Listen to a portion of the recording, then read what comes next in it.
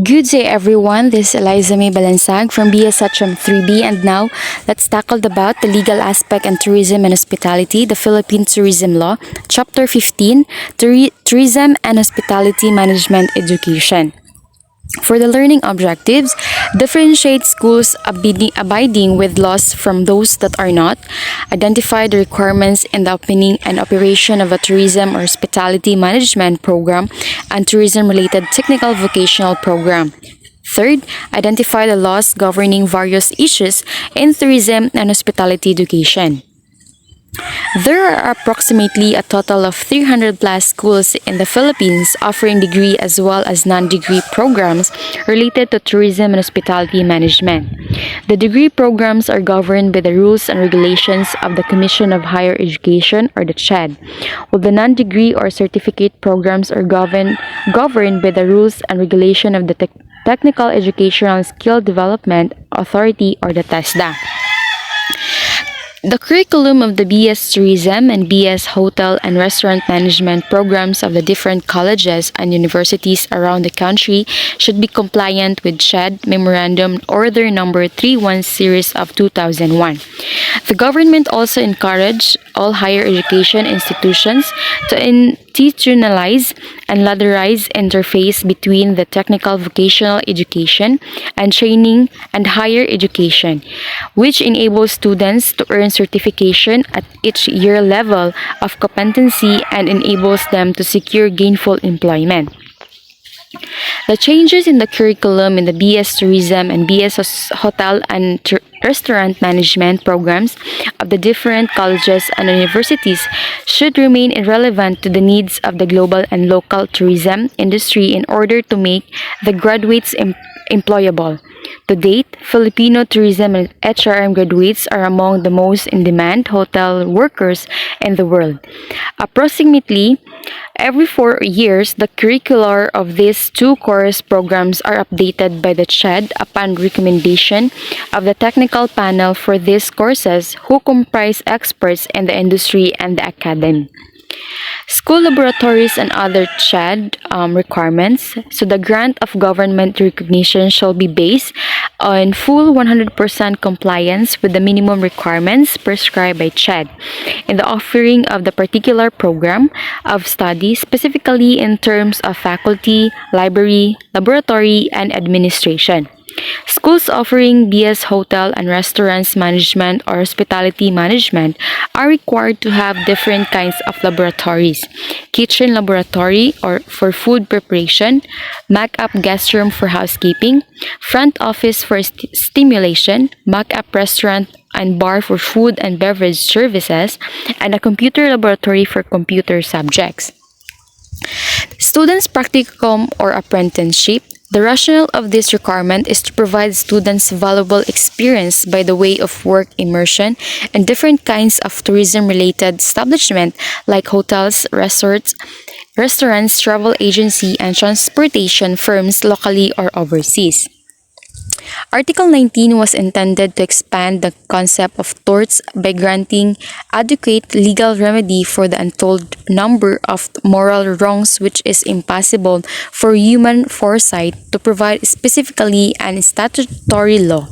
In a civilized society, men must be able to assume that others will do them no intended injury, that others will commit no internal aggression upon them, that their fellow men, when they act affirmatively, will do so with due care, which the ordinary understanding and moral sense of the community exact, and that those with whom they deal in the general course of society will act in good faith.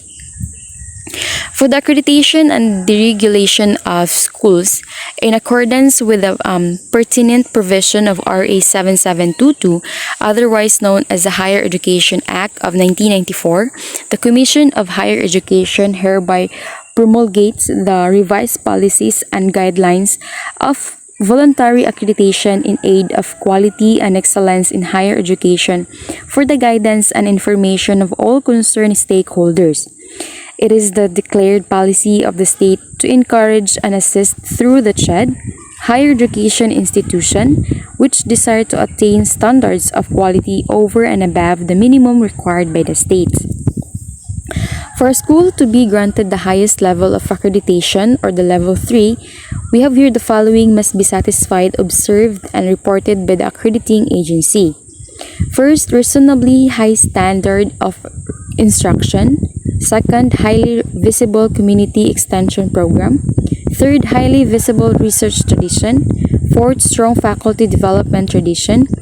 Fifth, highly creditable performance for its graduates in licensure board exam. Sixth is extents of working consortia or linkages with other school or agencies. Seventh, the extensive of functional library and other learning resource facilities. For the sexual harassment in the academy, in Chapter 13, sexual harassment was discussed in the context of an employer or employee relationship. So in this chapter, sexual harassment is discussed in the context of a teacher-student's relationship or any other relationship similar to it, tutor or tutee, mentor or apprentice, or we have the facilitator or workshop participant, trainer or trainee, or the coach or the coachee. Who else are punishable under this law? This law punishes any person who directs or induces another to commit any of the foregoing acts of sexual harassment, or who cooperates in the commission of any of those acts by another without which it would not have been committed. For the random drug testing for tertiary level students, so in accordance with the pertinent provision of Republic Act number 7722, other known as the Higher Education Act of 1994, the pursuant to Section 36 of Article 3 of RA 9165, otherwise known as the Comprehensive Dangerous Drug Act of 2002, random drug testing of students in public and private tertiary or higher educational institution will be implemented beginning by 2003. The guiding principles in the implementation of this policy in schools and management of drug testing results are as follows. First, government recognize the primary responsibility of the family, particularly the parents, for the education and awareness of its members of all ill effects of the dangerous drugs. Parental involvement shall be maximized in the implementation of drug education, random drug testing, treatment, and rehabilitation of drug users and dependents. Third, the school, with assistance of local government units or the LGUs, the other agency where the school is located, has the obligation to employ every reasonable means to provide a healthy and drug-free environment is to populate. Fourth, cognizant of the right of the students to continue and complete their studies, the government and the schools shall give emphasis to the implementation of measures aimed at guidance and counseling together with the treatment and rehabilitation of any student found to have used or to be dependent on dangerous drugs. For the academic freedom of the institution of higher learning shall be respected in the implementation of random drug testing and all other pertinent provision of RA 9165. So also the implementation of drug abuse prevention education programs in schools shall be intensified as an integral part of the overall demand reduction efforts of the government. We have also the random drug testing shall be implemented as a collaborative undertaking of the government or the schools, the students, and their parents.